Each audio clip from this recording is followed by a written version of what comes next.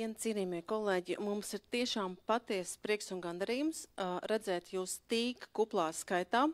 Neskatoties to, ka dabaszinātnieki aizgāja stāvu augšāk, zāle joprojām ir pilna. Un šodien tad dienu sāksim ražīgi, domājot kopīgi, kas tad matemātikas mācīšanā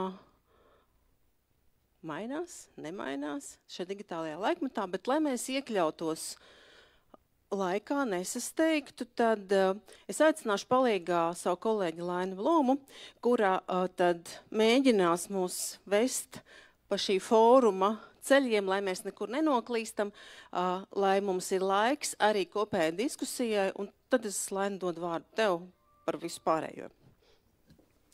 Jā, paldies, Ilze.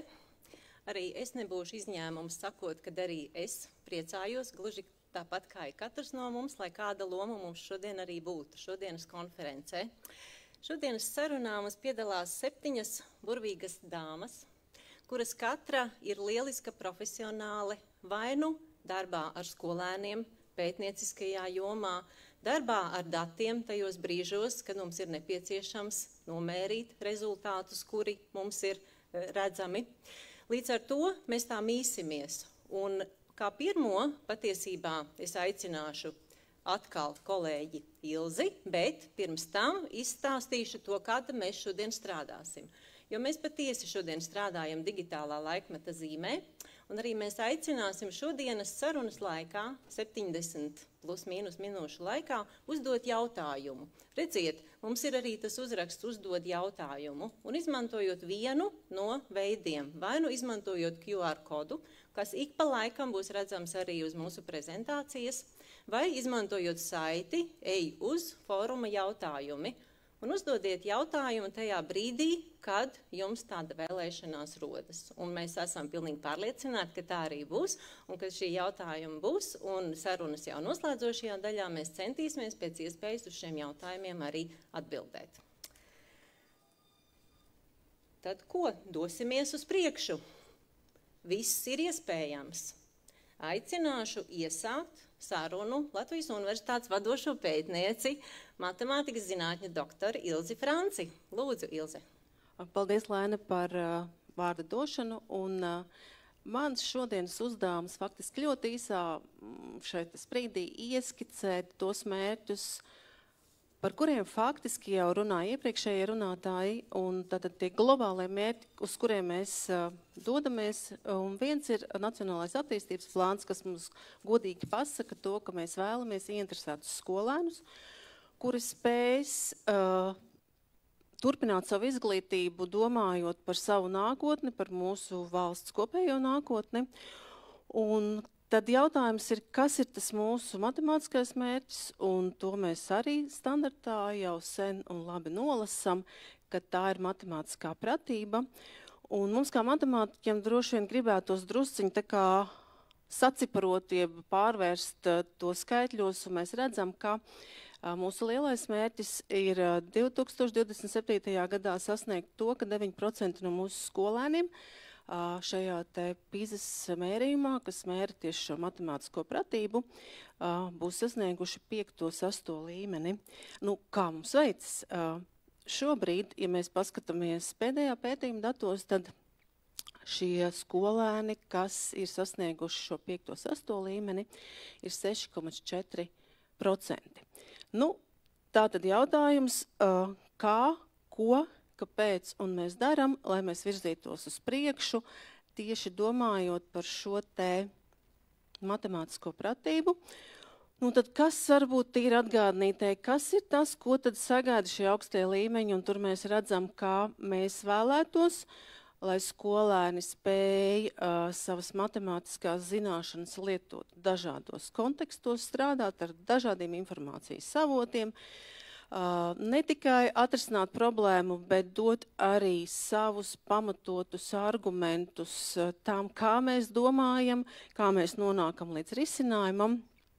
Un vienkāršāk jau droši vien ir ieskatīties kādā konkrētā piemērā, vispārinājums novest uz konkrētiem piemēriem. Un te mēs redzam, ka augstākās domāšanas prasmes no skolēnā faktiski prasa 3 lietas. pirmo ieraudzīt vispār un saprast, kāda matemātiskā sakarība man te būs vajadzīga.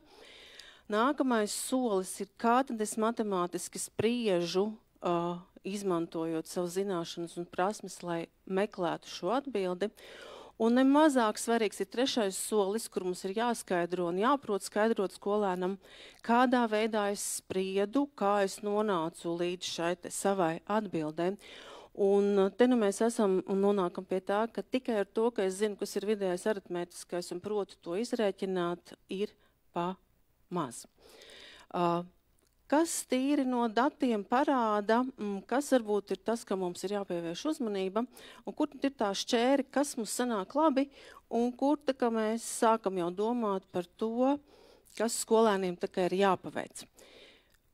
Šī bilde, kas parāda, ka trešais līmenis mūsu skolēniem joprojām mēs esam virsvidējā OECD valstīs, ceturtais, kur jau sākās šī dziļākā domāšana, mūsu skolēnu sniegums jau ir nedaudz samāks.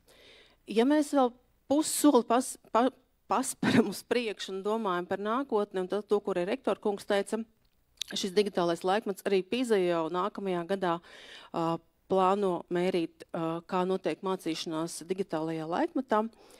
Un tad ir jautājums, kas ir matemātikas saturs šodien, un te es gribētu citēt jau Ulda pieminēto profesoru Latvijas Universitātes Mārcu Auziņu, kurš vienā no savām pēdējām intervijām teica sekojoši: mēs diskutējam, kāda likuma ir jāiemāca.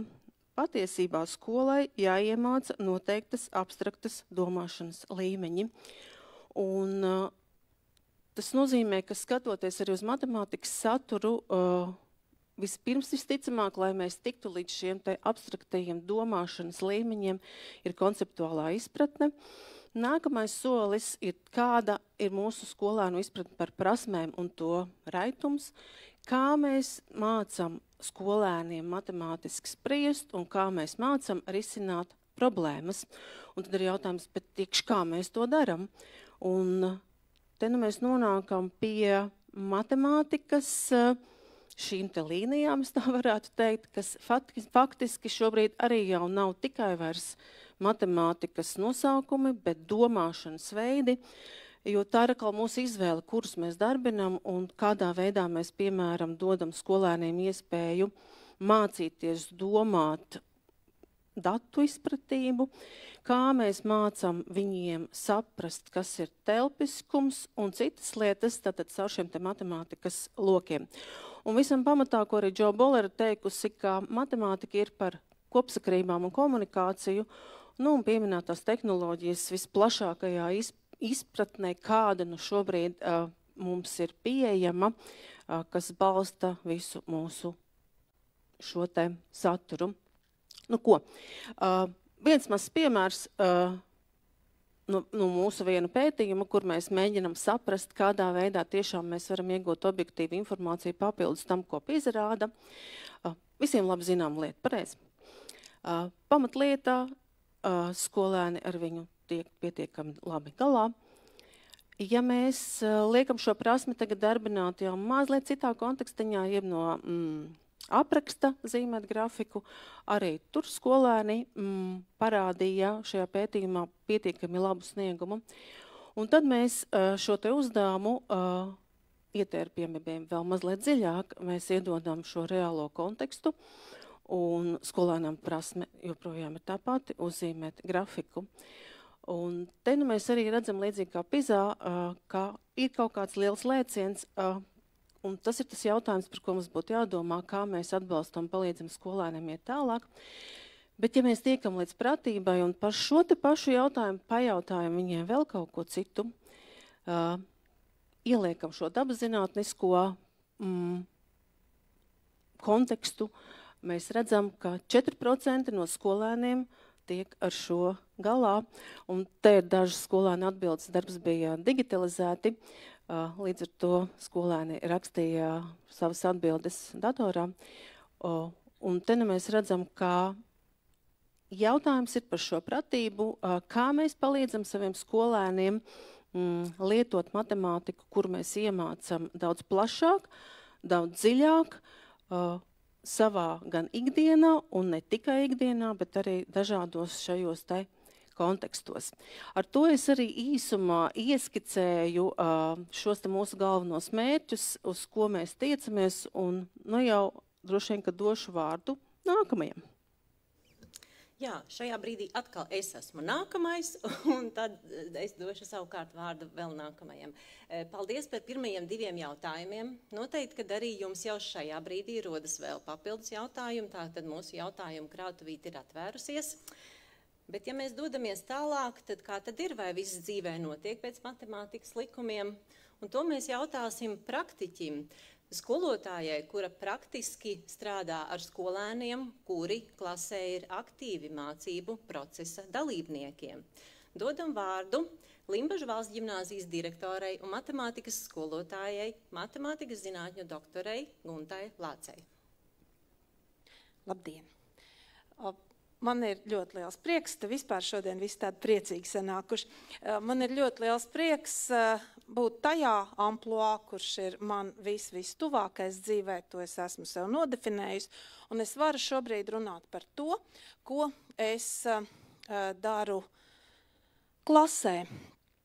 Un šis ir mans sasniedzamais rezultāts, ja es kādam bērnam, kad es kādam bērnam mācu matemātiku. Es vēlos, lai mans skolēns spēj risināt plašāka konteksta problēmas, izmantojot precīzu matemātiku. Lai viņš spētu tātad un gribētu būt aktīvs procesa dalībnieks, jo tāds viņš ir vajadzīgs mums vēlāk sabiedrībā, ko pieminēja Ilze, saistībā ar šiem lielajiem valsts plāniem, ar to, kas ir vajadzīgs sabiedrībai kopumā.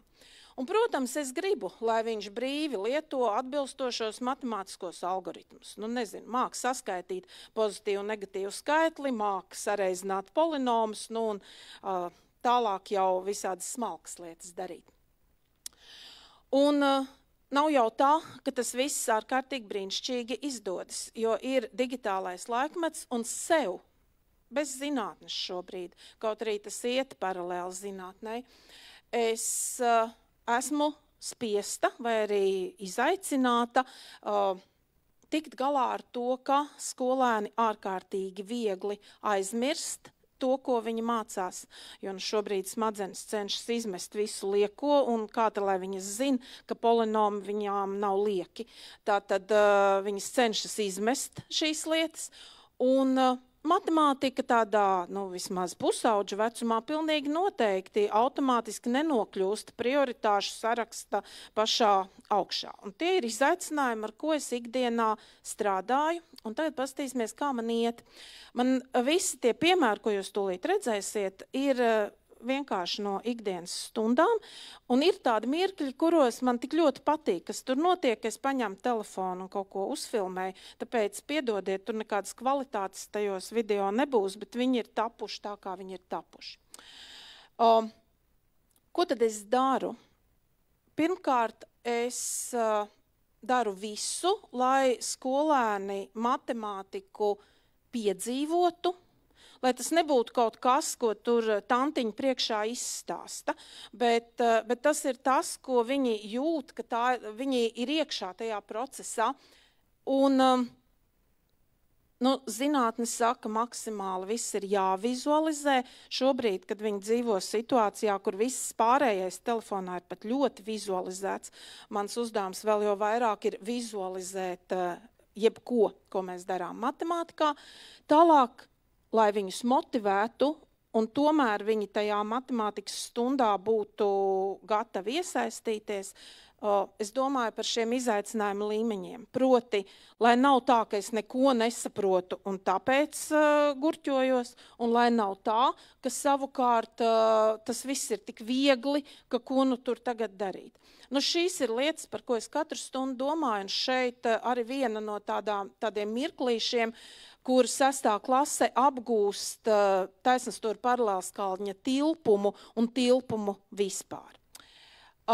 Tālāk es ļoti vēlos, lai skolēni runā par matemātiku, lai nav tā, ka es esmu vienīgā, kas par matemātiku runā. Un katrā iespējamā situācijā es viņiem dodu šo iespēju.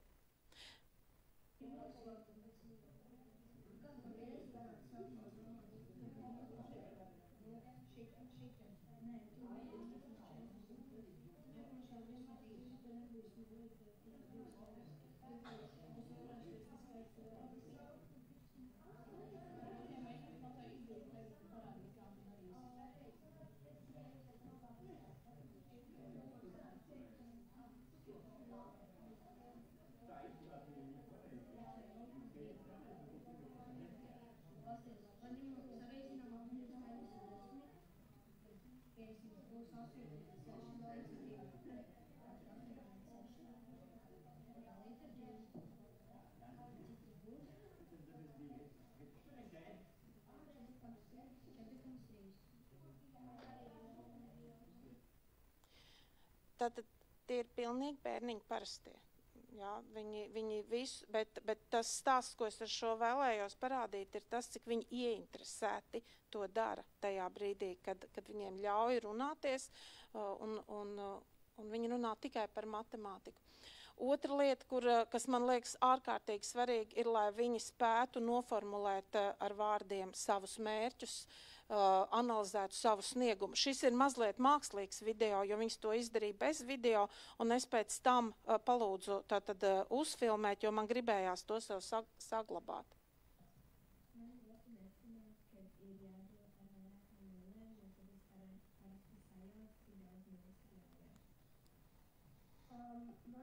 kārtībā ar pamatiem vienkārši neizpašķinājušanu. Man neiet ar 3 cipariem aiz komata, bet es par to neuztraucos, tāpēc, ka īstajā dzīvē pāris neizpašķināju. Man neiet tās, kad es nevaru izdomāt, vai skaitļi jākļūst lielākam vai mazākam par dalu. Nu jā, un tad, kāds tad ir tas rezultāts? Šos te varat arī vienkārši kaut kur, nezinu, manā Facebook kontā paskatīties šos piemēriņus. Es pavasarī iedevu pārbaudas darbu par visu 6. klases vielu, kuru es sakombinēju, kā jūs paši redzat, no iepriekšējo gadu šiem te didaktiskajiem darbiem, saliekot kopā vairāk grūto uzdevumu nekā bija tur vienā darbā, nu, kā pārceļot grūtības pakāpi. Un mans lielākais gandarījums bija par to, ka praktiski visi bija cīnījušies ar visiem šiem te daļu uzdevumiem. Tur jūs varat paskatīties tos risinājumus. Jā, es arī zinu, ka to tātad cik procentu no 1800 krēsliem ir tur kaut kāds cits skaitlis. Var izrēķināt, izdalot vienu skaitli ar otru. Tā nu tas ir. Bet tas, ka viņi atrod šos daudzos risinājumus, kā to izdomāt, es esmu 100% pārliecināta, ka tālākajos soļos tas palīdzēs, un tas ir vairāk nekā vienkārši panākt, nu, ka viņi visi dala mazāko skaitli ar lielāko, vai es nezinu, tad viena ar otru un dažkārt dabū pareizu rezultātu. Man liekas ļoti, ļoti svarīgi šeit arī, tur nav tās izteiksmes, bet ir tie domu gājieni par to, kā es varu saprast, kāds tad ir tas ceļā pavadītais laiks. Un šeit var redzēt, cik ļoti dažādi, ja viņiem atļauj, bērni to domā. Tas, kas man ir ārkārtīgi tūs šeit, ka matemātika nav domāta tikai tiem 5%, kuri to var apgūt olimpiskā līmenī, bet radoši var strādāt arī bērns, kur, nu, palasot, kā viņš raksta, var nojaust, ka viņš ne tuvu nav zinātņu čempions, bet kamēr ir iesaistīts, labprāt iesaistās darbā. Man šķiet, ka šis ir mans pēdējais slaids. Jā. Tieši tā. Paldies, Gunta. Vai piekrītat, ka mūsu saruna kļūst arvien iedvesmojošāka? Un es aicinu arī noteikti rodās arvien vairāk jautājumu. Tā kā es saslavēju kolēģis ar 2 jautājumiem, lūdzu, noteikti, kad jums arī rodas un arī noteikti rakstiet tos. Jā, bet ko tad dodamies tālāk? Saule spīd arī lietainās dienās, piekrītam. Un tagad tas jautājums savukārt būtu par to, ka kā tam, ko skolotāja Gunta Lāce dara savās stundās, mēs rodam pierādījumus tam pētnieciskajā darbā. Un tāpēc aicinu Latvijas Universitātes pētnieci Ilzi Čakāni. Labdien! Jā, es tad pastāstīšu, ko mēs esam sapratuši, kas slēpjas zem mistiskās motivācijas, ko par to saka pētnieki un zinātniskā literatūra, jo man visiem šķiet, ka tā ir mistērija joprojām, kad vai ir vai nav tas skolēns motivēts, šitā slinkā, šitā čaklā klase, bet pētījumos arvien vairāk ieviešās skaidrība, un es ļoti īsi jums parādīšu, un ja jums interesēs vairāk, tad jau mēs varam sarunāties pēc tam. Un tas, ko pētnieki ir gandrīz vienisprātis, ir tas, ka, lai skolēns būtu motivēts, viņam ir jābūt apmierinātām šīm 3 psiholoģiskajām pamatvajadzībām. Viņam ir jājūtas, ka viņš ir kompetents, viņam ir jājūtas, ka viņš šeit ir piederīgs, un viņam ir jājūtas autonomam. Es īsi pastāstīšu, kas zem tās lēpjas. Tad, lai es justos kompetents, tad ir jādara tas, ko dara Gunta, ka viņam katrā stundā ir jāsajūtas, ka viņam sanāk, ka es varu šito lietu izdarīt, taču ir jābūt arī izaicinājumam, ir jāpārvar nelielas grūtības, diskomforts, lai man tur visas pareizās ķīmiskās lietas notiek smadzenēs un man rodas gandarījums, un tas tad pēc tam audzē tālāk to motivāciju. Tad, ja man stundā katrs skolēns sajūtas, ka viņš var, un viņam ir arī izaicinājumi, tad mēs esam jau uz pareizā ceļa. Nākamais, es sāku tur tā no vidus, ja? Tad es eju uz leju. Nākamais ir piederība. Piederība nozīmē, ka es drīkstu kļūdīties. Un nevis tikai vārdos, jo esmu redzējusi stundas, kurās skolotājiem uz sienas ir rakstīts, mēs no kļūdām mācāmies vai kļūdīties ir forši, taču stundas laikā par katru kļūdu skolotājs tā kā saviebjās, ko dara skolēns, vai citādi reaģē vai ignorē. Taču kļūda patiesībā ir tas brīdis, kurā skolēns mācās, un par kļūdu mēs runājam, par kļūdām mēs nevis tā priecājamies, bet saprotam, ka šis ir ceļš, šis ir tas bērns, kuram vajag palīdzību, domājam, kāpēc viņš ir kļūdījies un meklējam risinājumus. Tātad ir jābūt ļoti, ļoti drošai videi, kurā es uzdošu muļķīgus jautājumus un nejutīšos, ka viņi ir muļķīgi. Kā arī man jājūtās ir sadzirdētam, ka es varu skolotājiem pateikt, man šis nepatīk, vai es esmu noguris, vai man kaitina. Man jau nav jāņem katrs viņā vārds, tāpēc jāmaina savu stundu struktūru, bet es viņu varu sadzirdēt un pateikt, jā, es dzirdu, es arī esmu šodien noguris. Un tad, no šīs 2 lietas man šķiet nevienu nepārsteidz, ka tas saistīts ar motivāciju, tā drošā vide un vajadzību justies, ka es spēju.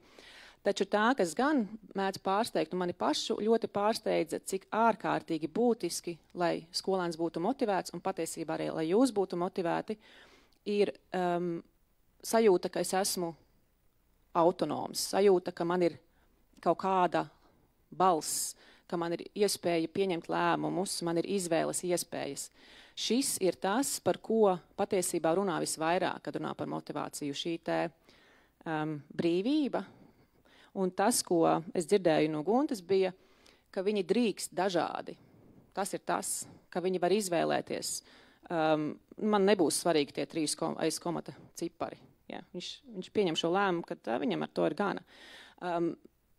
No sākuma tā varētu būt arī tāda iluzora izvēle. Izvēlies A vai B piemēru vai izvēlies uzdevumu secību, taču tas man roda sajūtu, ka es te tomēr arī ietekmēju šo procesu. Ne tikai skolotājs dara kaut ko ar mani. Tā kā jā, ļoti īsi mēģināju. Un pētniecība gājas tālāk, šeit tikai iezīmēju, šie 2 lielie pētījumi, kad ir ļoti konkrētas skolotāja rīcības stundā, kas tad palīdz vai traucē šīs te pamatvajadzības apmierināt. Un balstoties uz šo, mēs kopā ar kolēģiem izstrādājām papildus kritēriju mūsu vērtēšanas rubrikā, ar ko mēs ejam stundās un palīdzam skolotājiem, tieši par šo motivācijas kritēriju un izvērstām to visā šajās 3 dimensijās. Bet tas, kas jums ir jāzina šobrīd, viņš vēl ir, redziet, darba variants, ja? Nav ideāli. Tur ir šādas tādas vēl subjektīvas lietas. Bet tas, kas jums ir jāzina, ka tas oranžais nozīmē, ka tur varētu būt motivācijai traucējošas rīcības notikušas mācību stundā. Tur ir bijusi ārkārtīgi kontrole vai reizēm ļoti nepatīkams piezīmes skolēnu virzienā. Tad tas gaiši zaļais vieninieciņš, pirmais līmenis, tur ir neitrāli. Var būt gan ne pozitīvi, ne negatīvi ietekmē motivāciju. Un tad tālāk tumšāki zaļie 2, 3 un 3+, tur jau ir ar pozitīvu tendenci. Un tas, ko mēs pamanījām, šie ir pirmie dati no pagājušā mācību gada, ka aptuveni 1/5 stundu ir motivācijai nedraudzīgi apstākļi skolēnam. Un tad jau paliela daļa ir neitrāla un pārējais ir ar pozitīvu. Bet tā kā mēs esam matemātikas skolotāji, es arī izvilku no šiem datiem tikai, kas ir matemātikas stundās.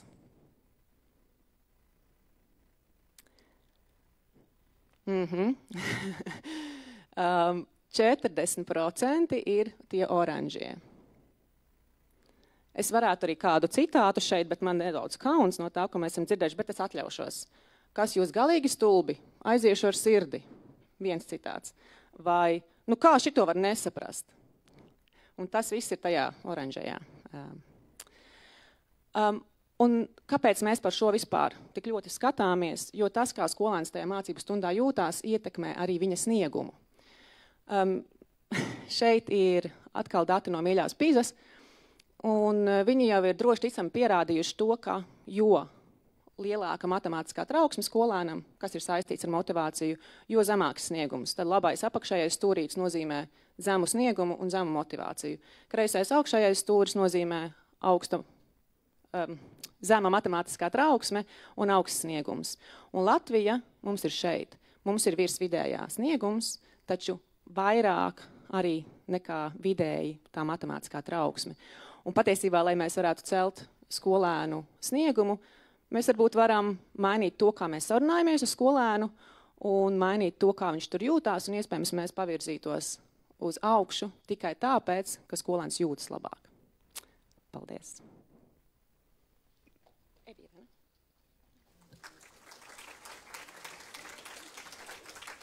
Paldies, Ilze!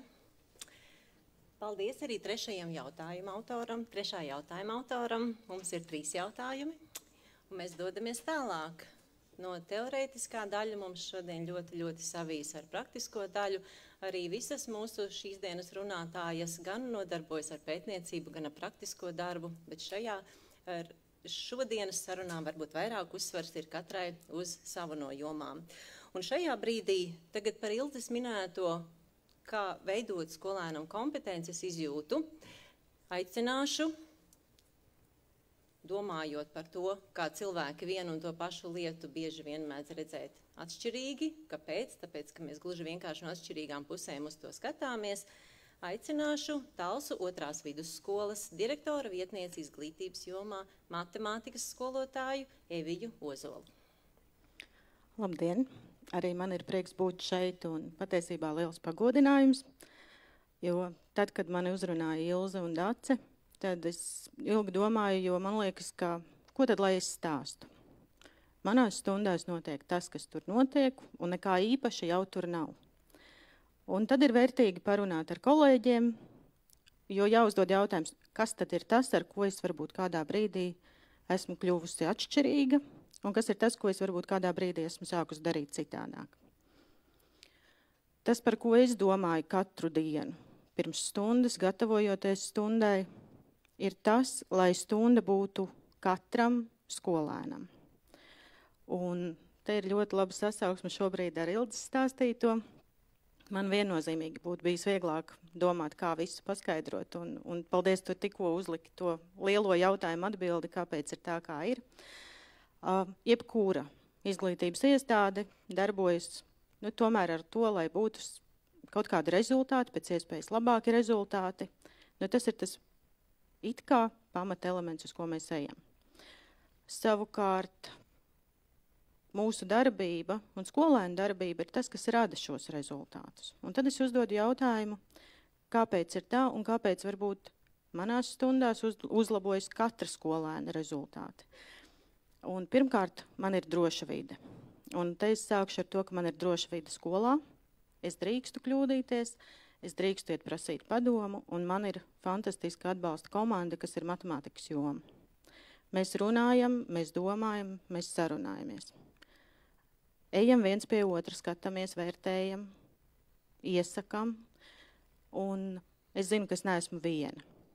Tas ir pamats. Ja man ir droša vide, es radu drošu vidi skolēnam. Un te ir tas, ko sauc iespējams par motivāciju un visu pārējo. Kāpēc stundās bērni strādā? Man tas liekas pašsaprotam. Katram bērnam ir jāvar izdarīt noteikti līmeņa uzdevumus. Kā mēs to piedāvājam? Pirmkārt, es sāku ar to, kā skaidra kritērija. Pret katru tematu, ko mēs mācīsimies, kas ir kuram jāsaprot, un ir skaidrs, visi vienādi nekad nevar.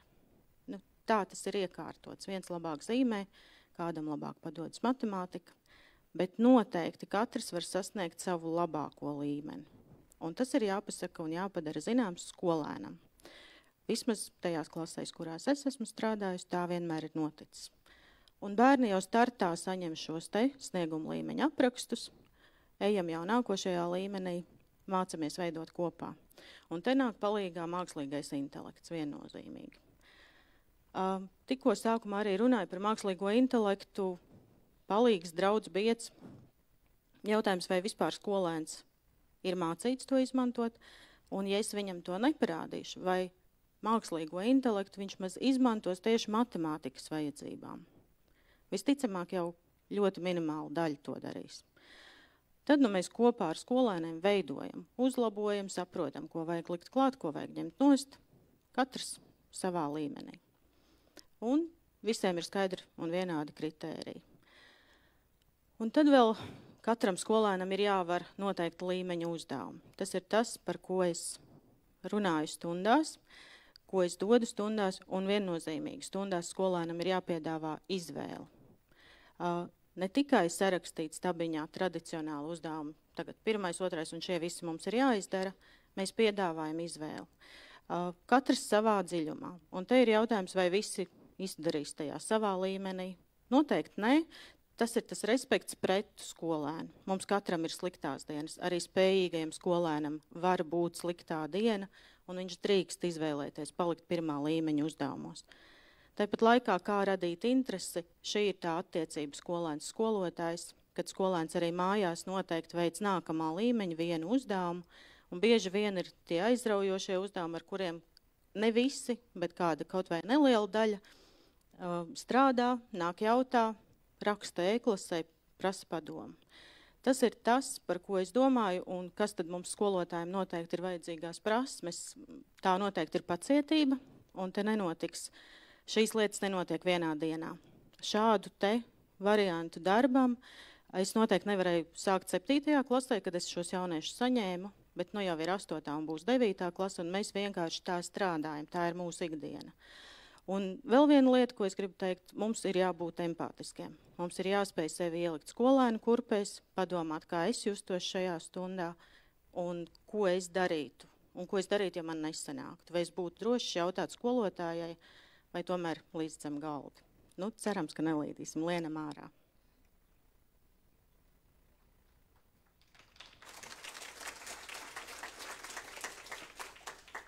Paldies, Evija. Un turpinot par digitālo laikmetu, par to, kā mēs izmantojam IT rīkus jēgpilni, tad šajā brīdī atkal mums ir QR kods. Mums ir jau 6 jautājumi.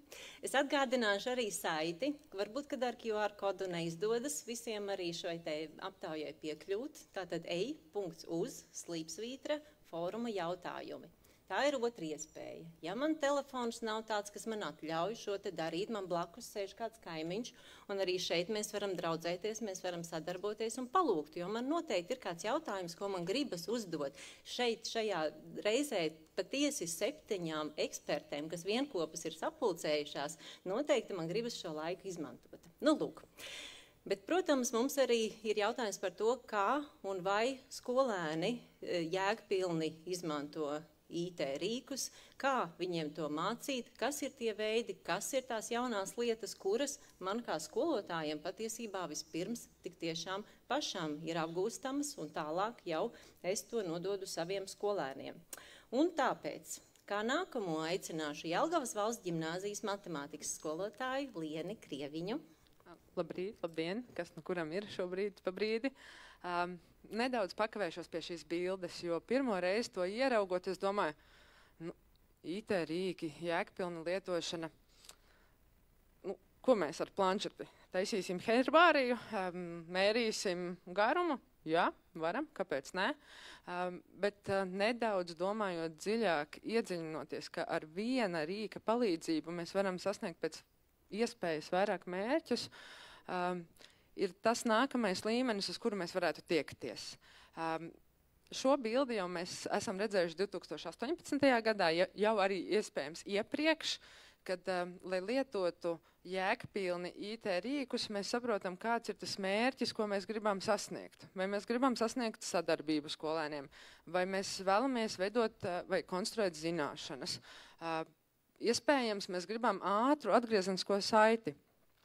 Jā, tas ir ļoti labs pirmais solis, bet es ticu, ka mēs esam tikuši tālāk. Un tagad padomājam, vai ar šo vienu rīku mēs varam sasniegt tikai vienu mērķi. Vai, piemēram, konstruējot zināšanas, mēs tikai skolēniem liekam pētīt. Varbūt mēs varam kaut ko vairāk. Un tāpēc šis ir kā labs sākums, starts, lai domātu dziļāk. Un tas ir tas, ko es gribu panākt arī ar saviem skolēniem. Lai viņiem, izmantojot IT rīkus, ir iespēja domāt dziļāk, iegūt pēc iespējas vairāk. Nu, piemēram, viens mazs piemērs, atgriezeniskās saites sniegšanai es izmantoju Sokratīvu. Rīks, kur es skolēniem lieku, piemēram, veidot definīcijas, un tās es ātri varu parādīt skolēniem, un kādas definīcijas matemātikā viņi ir izveidojuši. Bet tagad ir nākamais jautājums. Un ko tālāk? Varbūt es varu sasniegt vēl kādu mērķi. Tad skolēni var izvērtēt dažādas definīcijas, uzlabot tās un iet daudz dziļāk un mācīt viens otru. Pievērsīšos vienam savam mīļākajam rīkam. Protams, katram ir cits rīks, bet paskatoties uz tieši GeoGebras rīku. GeoGebra, starp citu, pēdējā gada laikā ļoti daudz attīstās. Un GeoGebra ir izveidojuši šādu ne tikai vienādojumu risināšanas palīgu skolēniem, bet arī citu matemātisku problēmu risināšanas palīgu. Un ko mēs varam redzēt, skolēns var kopā ar šī rīka palīdzību vingrināties veiklībā, jeb braitumā, kā atrisināt vienādojumus. Un GeoGebra arī tajos brīžos, kad skolēns dara ne tik loģiskus soļus, bet pareizus, pasaka, jā, tas ir labi, bet kāpēc tu to darīji? Un šeit es varu redzēt, ka skolēnam ir iespēja to darīt 4 dažādos līmeņos. 4 grūtības pakāpēs. Ar šī rīka palīdzību es skolēnam ļauju vingrināties, bet jautājums, ko tālāk? Vai skolēns tiek dziļāk? Vai izmantojot šo rīku, skolēns var sasniegt PISA 6. līmeņa uzdevumus? Var aizdomāties. Protams, mēs stundā darām daudz citas lietas, bet jautājums, vai es izmantošu tādu rīku, kur skolēnam es nesniedzu pēc iespējas vairāk, ko viņš var iegūt. Atbilstoši viņa spējām, katram skolēnam. Vēl GeoGebra palielīšu. Tad GeoGebra pēdējā gada laikā ir ļoti daudz strādājis pie kvalitātes un kvalitatīviem materiāliem.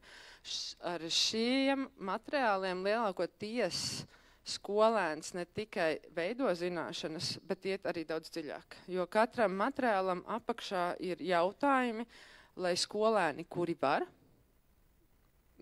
varētu tikt tālāk, varētu domāt dziļāk un sasniegt savu labāko rezultātu. Un tas, ko mēs darām kā Jelgavas valsts ģimnāzijas Geogebras institūts, mēs šos materiālus pielāgojam mūsu standartiem un priecāsies, teikšu, pamatskolas skolēni 6, 5, 4. Šobrīd tur ir lielākā krātuve.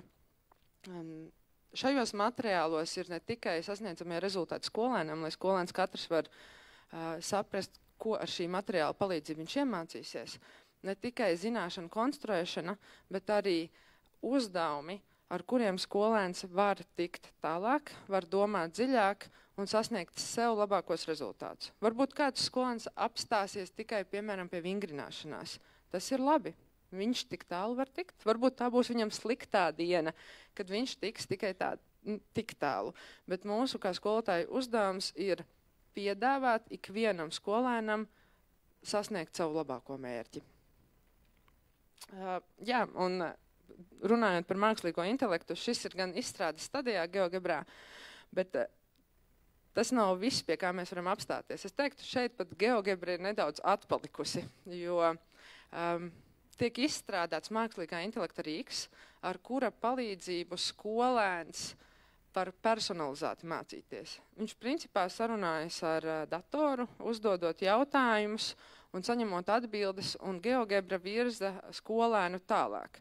Es esmu redzējusi vēl labākas versijas, kur skolēns ne tikai čato ar mākslīgā intelekta palīdzību, kādu no valodām, bet arī sarunājas. Un domājot, vai mākslīgais intelekts dod tikai atbildes, es teiktu, nē. Mākslīgais intelekts dod arī prasmes un iespēju praktizēties, domāt dziļāk.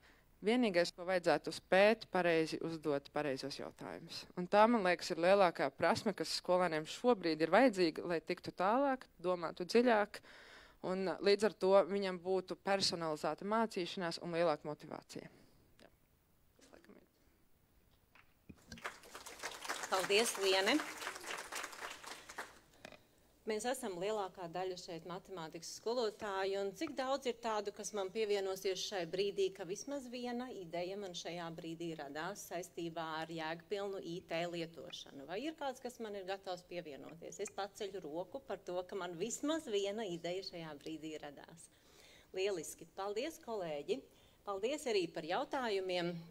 Šī te krautuvīte arī arvien vairojas. Jā, bet dodoties tālāk, mēs dodamies pa ceļu, mēs veicam mērījumus, mums ir vidus, mums kaut kur ir pusceļš.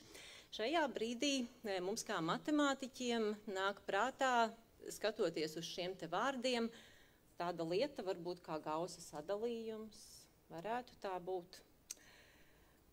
Kādā veidā mēs tiekam pie rezultātiem, kādā veidā mēs skatāmies uz rezultātiem un ko mēs ar tiem varam tālāk darīt, lai dotos uz priekšu.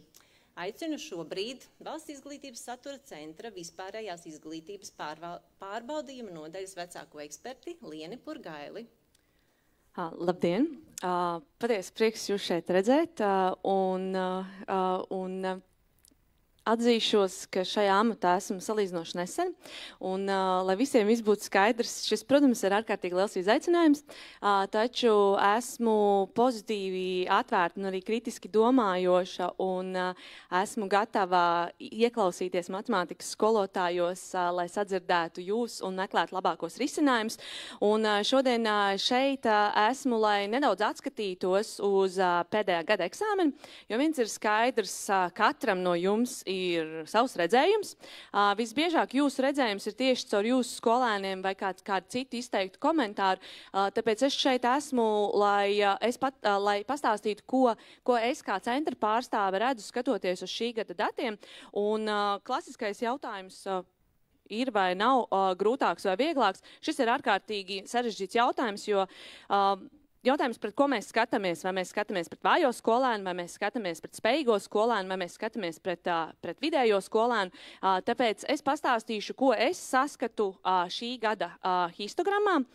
Uzreiz teikšu, ka šī histogramma, kas būs redzama, ir veidota no datiem, kas ir pirms apelācijas. Kas nozīmē, ka tie ir provizoriskie dati, tā kā apelāciju skaits nav procentuāli ārkārtīgi liels. Protams, ka šie dati būtiski nemainīsies, bet šie vēl nav pilnīgi galējie dati. Tā kā šodien ir ierobežots laiks, tad ir viennozīmīgi skaidrs, ka visus 4 eksāmenus šādi pat 5 minūtē nevarētu nokomentēt. Tad šobrīd ir paņemts izvēlēts 9. klases eksāmens, uz kuru atskatīties, jo tas ir tas, kas iespējams vislielākai daļai ir saistoši. Un otrs iemesls, tas ir eksāmens, kura man vienkārši šobrīd ir datu, pārējo man nav. Tātad klasiskais ceļš, ko visbiežāk iet, salīdzināsim ar iepriekšējo gadu. Tāpēc es uzliku arī blakus iepriekšējo gadu. Šī gada histogrammu jūs redzat pirmo reizi, un tāpēc mazliet tā kā paskatoties, mēs redzam gausa līkni. Mēs redzam stabiņus pretī procentiem un redzam arī pagājušā gada histogrammu. Precīzi pirms gada šeit stāvēja Jānis Vilciņš un teica, ka pagājušā gada histogrammā ir redzama polarizācija. Ja mēs skatāmies uz šī gada histogrammu, tad polarizācijas nav labi vai slikti, no centra pozīcijām labi. Protams, katram ir viedoklis par labo, kreiso un vidējo pusi, tāpēc arī mēs paskatīsimies datu šo kreiso pusi. Šī gada eksāmens ir bijis pieejamāks vājiem skolēnam. Labi vai slikti? Labi. Šogad ir mazāk skolēnu skaits, kas nav saņēmuši certifikātu. Šis ir pirms apelācijas. Tas skaitlis iespējams kļūs vēl par dažiem skaitļiem mazāks. Pagājušā gadā tie bija nepilni 5%, kas nesaņēma izglītības dokumentu beidzot 9. klasi. Šogad tie ir 3,%. Tāpēc, ja mēs skatāmies pret vājo skolēnu, šī gada eksāmenā ir bijis viņš pieejamāks un skolēnam ir bijis iespēja labāk demonstrēt savas prasmes, salīdzinot pret pagājušo gadu. Ja mēs skatāmies uz labo pusi, tad šeit droši vien pirmais kāds varbūt nopūtīsies vai noelsīsies, bet šeit ir pavisam vienkāršs skaidrojums. Pagājušā gadā visi ir dzirdējuši, ka SīTS pētnieki ir veikuši pētījumu un analizējuši pagājušā gada eksāmenu, un tad nav nekāds noslēpums, ka pētnieki ir konstatējuši, ka iepriekšējā eksāmenā nav bijuši uzdevumi, kuros skolēni ar augstām spējām var demonstrēt savu sniegumu. Un izteikuši Valsts izglītības satura centram ieteikumu iekļaut eksāmenā uzdevumus, kuros skolēniem ar augstām spējām ir iespēja to demonstrēt. Un šī gada eksāmenā kā reiz tas ir darīts, ir iekļaut uzdevumu, kur skolēniem ar augstām spējām ir iespēja demonstrēt savu sniegumu. Šis, protams, ir arī būtiskākais iemesls, kāpēc vidējais rādītājs ir samazinājies, jo mēs redzam, ka pagājušā gadā ir bijis izteikti daudz skolēnu ap 80% un 90%, tad šogad viņi ir mazliet izkliedētāki. Ja mēs skatāmies uz vidusdaļu, tad šeit arī es teiktu, ka skatoties uz šī gada eksāmenu, es daudz labāk ieraugu šī gada 9. klases absolventu. Viņš ir stabils, es zinu, uz kādām prasmēm visticamāk viņš var izdarīt un kādām viņš nevar.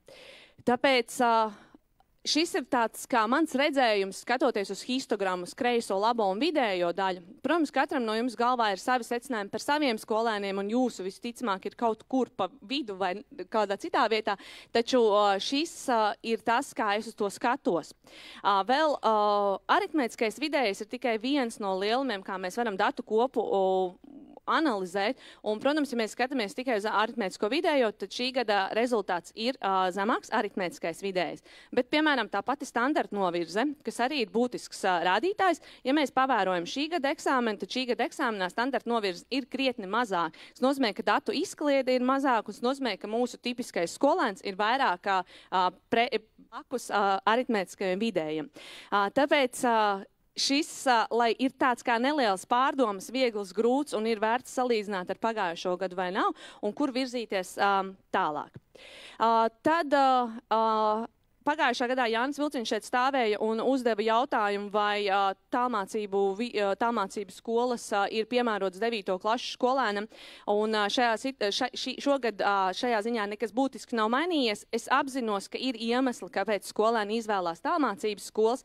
Tas, ko es vēlētos rosināt, šīm skolām meklēt veidus, kā atbalstīt savu skolēnu, jo arī skolēns, kas mācās tālmācības skolā, lai viņš varētu parādīt sevi no labākās puses. Tad klasiskais jautājums, kas jūnijā, jūlijā kaut kur virmoja, vai tur vispār bija viegli uzdevumi, vai tur vispār vajag to certifikātu dabūt. Darba grupai ir uzdevums skaidri un gaiši ieraudzīt eksāmenā vieglos uzdevumus, jeb uzdevumus, ar kuriem vajadzētu tikt galā lielākai daļai skolēnu. Arī eksperti, kas konsultē izveidoto eksāmenu, ir kompetenti un viņu uzvārdus sabiedrībā neviens neapšaubītu. Arī viņu uzdevums ir paskatīties, vai tur tiešām ir šie uzdevumi.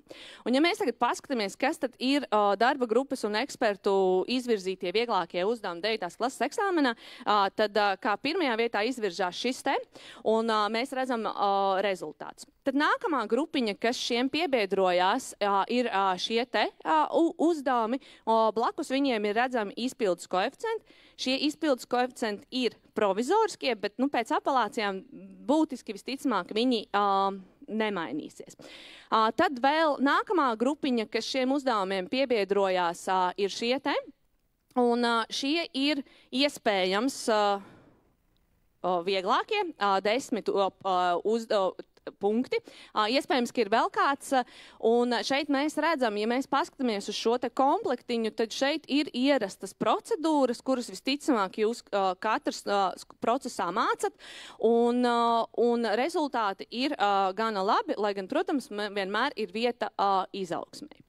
Tad gribēju iekļaut arī šo slaidu, jo Ilze jau nedaudz runāja par mācīšanos pēc būtības un ko tad rādīja viņu veiktais pētījums un ko tad rāda eksāmens. Man, godīgi sakot, bija izteikti liels pārsteigums par 10. uzdevumu izpildus koeficientu, jo par 10 uzdevumu man nācās bišķiņi ar ekspertiem pacīnīties, jo eksperti teica, ka nē, tur vēl ir jāliek klāt vēl kaut kas, jo šobrīd taču pārbauda tikai koeficienta B ieraudzīšanu šajā attēlā un ka varbūt būtu kaut kas cits jādara, taču šo uzdevumu tika galā tikai pusi no skolēniem. Šajā gadījumā bija tiešām tikai vienīgi koeficienta B ietekme. Un par konstruē grafiku šajā gadījumā bija 37% apgūs koeficients šim uzdevumam. Tad par grūtākajiem uzdevumiem no izpildus koeficientu skatu punkta šajā gadījumā. Tas ir 9. un 25. uzdevums, un šeit visticamāk, kāds tūlīt varētu pieminēt lasīt prasmes, un šeit daudz teksts jālas un kaut kas jāsaprot. Šeit viennozīmīgi visticamāk lasīt prasmē ir kaut kāda ietekme uz šiem rezultātiem. Ja runājam par 9. uzdevumu, tad šeit ir reversā domāšana, kā uzrakst vienādojumu, kuru mēs tātad iegūstam, un šis ir bijis sarežģīts jautājums, taču tajā pašā laikā, ja skolēns ieraudzītu vienādojumu 0,2x kvadrātā mīnus 0,2x, un tas būtu pilnais kvadrāta vienādojums, protams, ka viņu pirmā doma būtu reizināšu ar 5, lai man viņu būtu vieglāk atrisināt. Un šeit ar to es gribēju teikt, mācam skolēniem pēc būtības, kāpēc mēs kādu vienādojumu reizinam vai dalam, un tad arī šie izpildes radītāji varētu kļūt jēdzīgāki un mēs arī ar izpratni mācīt. Tad vēl nepatīkami mani šoreiz es kā skolotājs X runāju, ir šie divi, jo es zinu, ka pēdējā laikā mēs bieži dzirdam, ka pietrūkst materiālu, mums ir grūti un tā tālāk, bet eksāmenā 1 no 4 sliktāk pildītiem uzdevumiem ir kvadrāta nevienādības atrisināšana. Un šeit, mīļie kolēģi, mēs nevaram teikt, ka mums trūkst metodisko materiālu vai grāmatā, šis nav. Kvadrāta nevienādība atrisināja tikai 17%. Kāds varbūt tu teiks, jā, tas bija nepilnais. Jā, tas bija nepilnais. Pilnais bija citā. Otrs, no 4 sliktākiem, šie ir 4 sliktākie, ir jaukta skaitļa kāpināšana kvadrātā. Tāpēc, vēlreiz atskatoties uz šo te histogrammu, man šķiet gandrīz jauks, gaus sadalījums. Protams, ir vēl jāstrādā, lai kreisā puse mazliet pabīdītos pa labi, taču šī histogramma viennozīmīgi ir labāka nekā pagājušā gadā, kad bija izteikti redzama polarizācija. Kur mēs virzamies ar eksāmenu, šo es noteikti vēl gribu piebilst viens pavisam īsts komentārs, kas tad mainās, kas nemainās. Sīts pētnieki analizējot iepriekšā gada eksāmenu ir arī konstatējuši, ka tur pēc būtības neparādījās skaidrošana, taču skaidrošana pēc būtības ir gana bieži redzama programmā un eksāmenā skaidrojumie uzdevumi ir. Un arī turpmāk būs. Un šeit ir divi piemēri no pēdējā eksāmena, kur kaut kādā veidā parādās skaidrošana, pamatošana. Un šiem uzdevumiem izpildus koeficienti bija gaužām tādi vidēji. Es neizvilku viņus, bet tas ir tas, kur mēs virzamies. Tātad šādus eksāmenā mēs arī turpmāk varam sagaidīt. Es nedomāju tieši konkrēti, bet pēc būtības ar mērķi skaidrot. Tas no manas puses ir viss, un noslēgumā gribu teikt paldies par to ikdienas darbu, kuru jūs ikdienā veicat.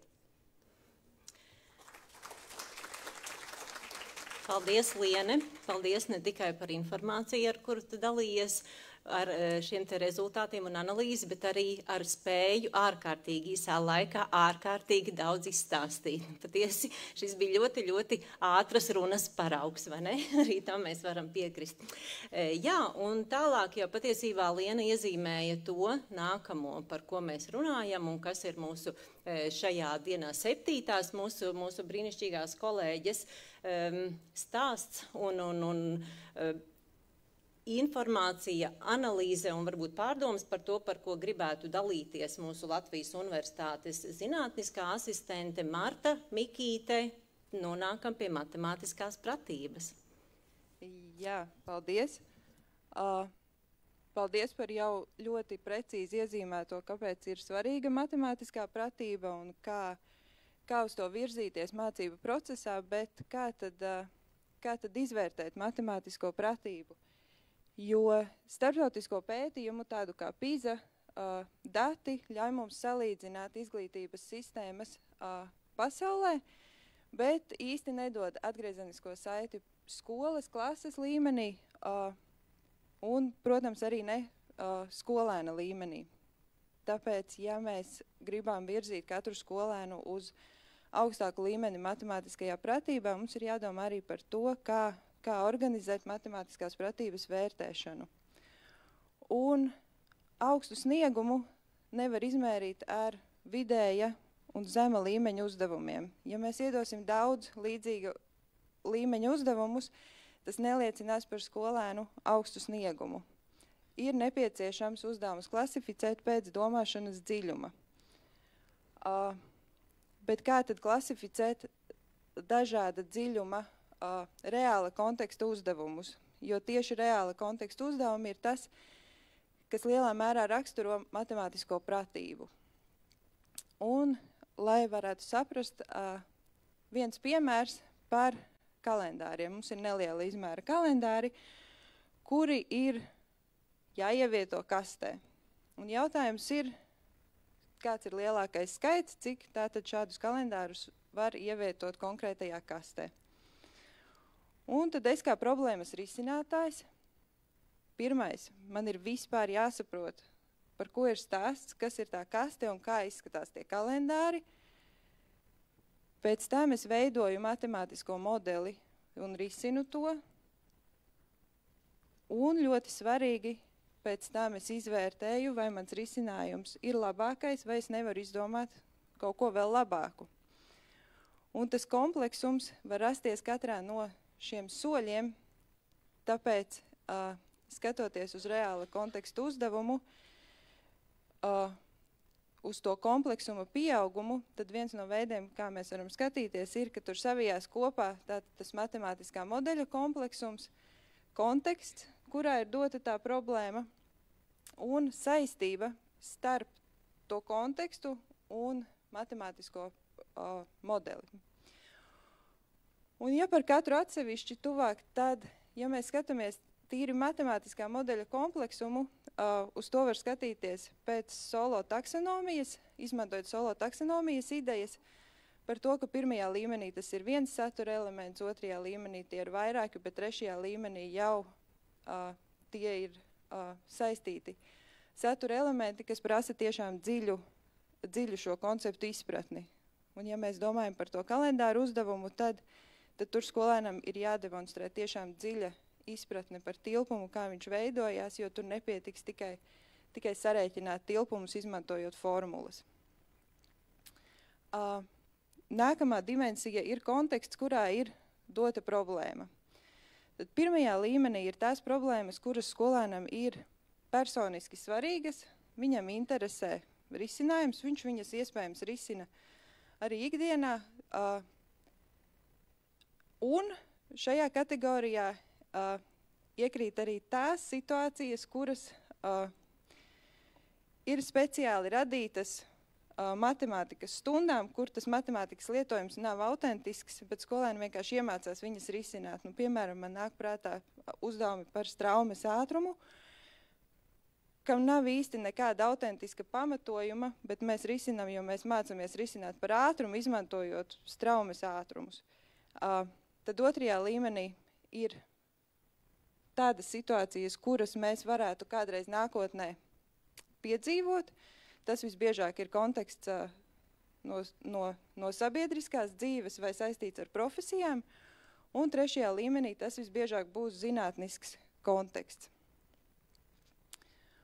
Un trešā dimensija ir tā saistība starp matemātisko modeli un starp to kontekstu, kurā ir dota problēma. Un pirmajā līmenī tās ir tādas problēmas, kurās tas matemātiskais modelis ir pilnībā atdalāms no tā konteksta. Es varu paņemt to matemātikas uzdevumu, izvilkt ārā, ielikt pilnīgi citā problēmā, un man nekas nemainās. Otrajā līmenī tas konteksts ar matemātisko modeli ir saistīts, taču tās procedūras joprojām ir vienkāršas, tad trešajā līmenī tās jau ir matemātiskās modelēšanas problēmas, kur problēmas konteksts nosaka situācijas ierobežojumus, tā kā, piemēram, kalendāru piemērā, tā situācija man nosaka, ka man nedara tās formulas, ka man ir jādomā citādāk, jāmeklē citi ceļi, kā šo problēmu risināt. Tad šādi analizējot uzdevumus var ievērot kompleksuma pieaugumu un organizēt to pakāpeniski. Un tas ir svarīgi gan vērtēšanā, gan arī mācību procesā. Bet ja tieši par vērtēšanu, tad uzdevumu klasifikācija ir svarīga, lai mēs dotu iespēju katram skolēnam demonstrēt iespējami precīzi to viņa labāko sniegumu un varētu iespējami ticami raksturot matemātiskās pratības līmeni. Paldies. Paldies, Marta. Nu, lūk, esam nonākuši līdz jautājuma daļai. Paldies vēlreiz šajā brīdī visi kopīgi. Droši vien pirmoreiz pasakām paldies mūsu 7 ekspertēm. Tas pulkstenis, kas man šeit priekšā ir pieejams, rāda 8 minūtes, kuras mums vēl ir iespējas lieliski liederīgi izmantot, atbildot uz jautājumiem, kurus jūs esiet uzdevuši.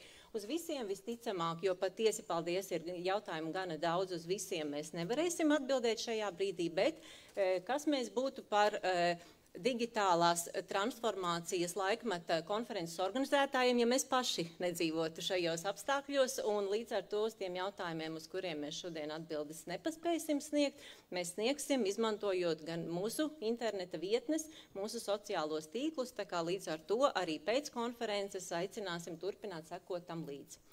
Bet ir viens jautājums, uz kuru es pati varu dot atbildi. Kā jūs domājat, kurš ir jautājums, bez kura neviena profesionālās pilnveides aktivitāte nav īstenojusies?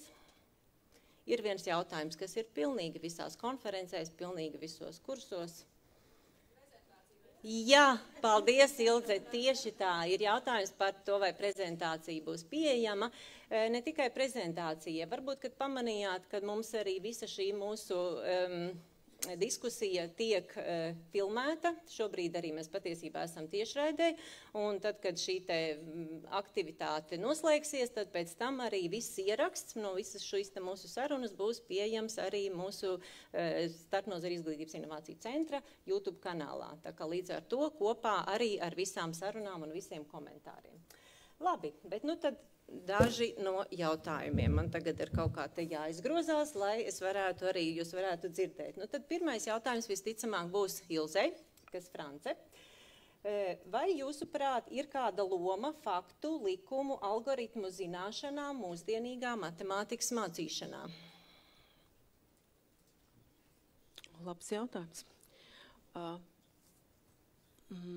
Ja man jautā šādi, es teiktu, bez tiem likumiem, sakarībām, kas tur vēl lainabīs, tā kā neatceros to visu virknējumu. Fakti, likumi, algoritmi. Jā, tad nekas, manuprāt, nav mainījies. Tas ir pats pamats, un tas ir tas satura pirmais elements, jeb koncepts, kas mums ir jāiedod, tikai tas, ko mēs gribētu pievienot šobrīd, un ko arī pētnieki pasaulē pēta, ka mums par šiem faktiem, likumiem, zināšanām ir jādod konceptuāla izpratne, ka skolēns tiešām saprot, kas tas tāds ir, kur to likt, lai tad arī to Martas piedāvāto uzdevumu par kalendāriem varētu risināt, jo, ja es nezinu tilpuma konceptu, es, diemžēl, neko izdarīt nevarēšu. Tāpēc tas kā pamats ir un paliek. Paldies, Ilze. Nākamais ir jautājums, kur ir arī piebildi, lai pirmā lūdzu atbildi Ilze, un arī vienīgā acīm redzot šodien tas būs. Skolēns stundā jūtas nedroši klases biedru reakciju dēļ, neuzdod jautājumus, pasīvs darbā, te prasās pēc atbalsta. Kā to nodrošināt aktīvā stundā, kurā ir vairāk nekā 20 skolēnu? Kā viņam radīt drošu vidi un rast motivāciju? Jā, tas, ko es strādāju ar dažām skolām intīmāk, un pirmais, ko mēs sakām, ir tas, ko griež nost bez nekādām runām, ja kāds klases biedrs saka, šitais taču easy, vai kāds to var nezināt, šādu te attieksmi mēs skaldām nost, par to mēs sarunājamies ar to bērnu, kurš šādi sarunājas, mēs ņemam ārā, vai katrā ziņā, bet tas visā skolā. Tas nevar notikt tikai jūsu klasē. Pirmā lieta, ko mēs darām, ir radām šo drošo vidi, kurā nav muļķīgu jautājumu, kurā ir, cik tu interesanti kļūdies, mēs varētu papreparēt, kas tur ir noticis ar tevi. Tā kā pirmais, ko dara, mēs kā skola griežam nost šādu izteicienus klasē. Es zinu, ka tas ir ļoti, ļoti sarežģīti un gan arī neiespējami. Tas ir pirmais, ko darīt. Un otrais, ko darīt, ir visdrīzāk šo skolēnu neizcelt un visādi citādi stiprināt viņu tajā klasē. Un pirmā lieta, ko var darīt, ir dot laiku viņam domāt un dot laiku visiem skolēniem domāt. Jo pētījumi saka, ka skolotāji atbild izsauc vai prasa, lai skolēni atbild 2. sekundē pēc tajā brīdī, kad viņi pajautājuši jautājumu. Mēs dodam vismaz 10 sekundes, tas ir pirmais. Un tajā brīdī, kad viņam ir bijis laiks padomāt, mēs jau pasakām, aprunājies ar klases biedru. Ir tā īsā saruna, viņš jau pirmo reizi ir noformulējusi savu domu, pirmo reizi ir sapratis, ka viņš nav vienīgais, kas šādi domā, un tas rada drošības sajūtu. Un tie ir tādi pirmie 2 mehānismi, kas man nāk prātā. Dodam laiku domāt un ļaujam pateikt privāti, pirms mēs lūdzam pateikt skaļi. Jā. Paldies, Ilze. Jautājums adresēts Guntai Lācei. Nosauciet jūsuprāt motivēta skolotāja 3 galvenās pazīmes. Uzskatu, ka motivēt skolēnu var tikai motivēts skolotājs. Jā, taisnība. Vai šitas ir niknais jautājums.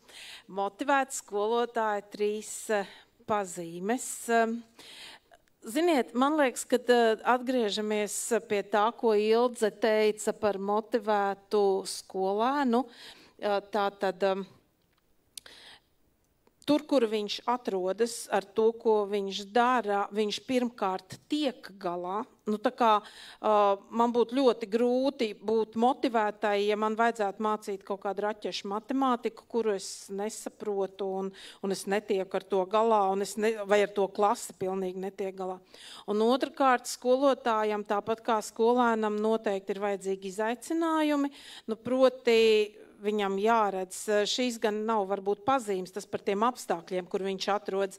Nu, viņam ir vajadzīgi izaicinājumi. Ja skolotājs visu laiku dara vienu un to pašu, nu, normālam cilvēkam kaut kādā brīdī vajadzētu apnikt. Tātad viņam vajag izaicinājums.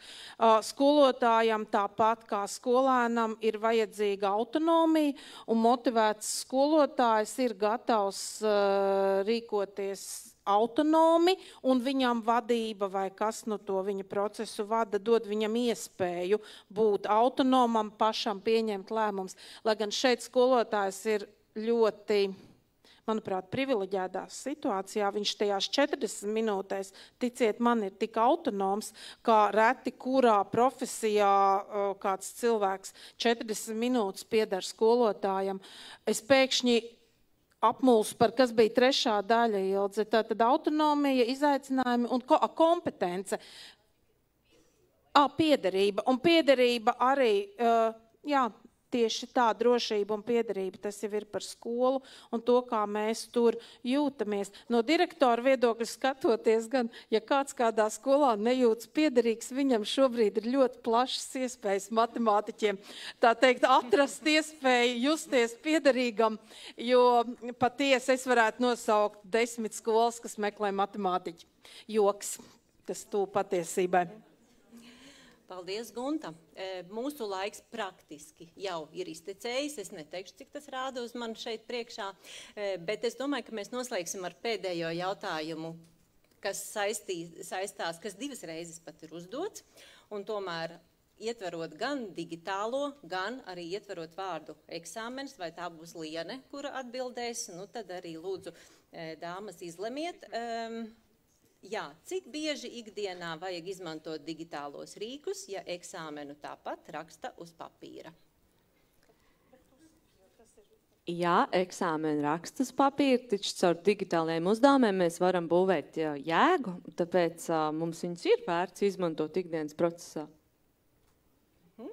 Jā, vai otrē Liene? Tieši tā, jo man liekas, ka tā digitalizācija, un es esmu, nu kā paši labi redzat, negluži šī laikmeta tā kā jauniete, tad tas ir veids, kā mēs ātrāk, efektīvāk varam tikt līdz izpratnei.